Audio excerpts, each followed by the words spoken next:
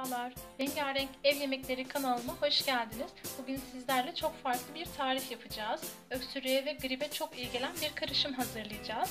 Öncelikle malzemelerimiz: yarım kavanoz süzme bal, 2 diş sarımsak, 3 tane çubuk tarçın, 1 adet limon, 1 tatlı kaşığı zencefil ve 1 tane de soğan kullanacağız. Balımızın içerisine dilimlediğimiz 1 tane limonu alıyoruz. 4-5 parçaya böldüğümüz sarımsağı, 4'e böldüğümüz soğanımızı,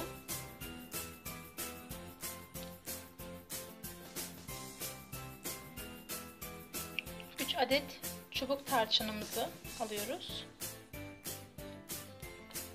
ve 1 tatlı kaşığı zencefilimizi de ilave ediyoruz.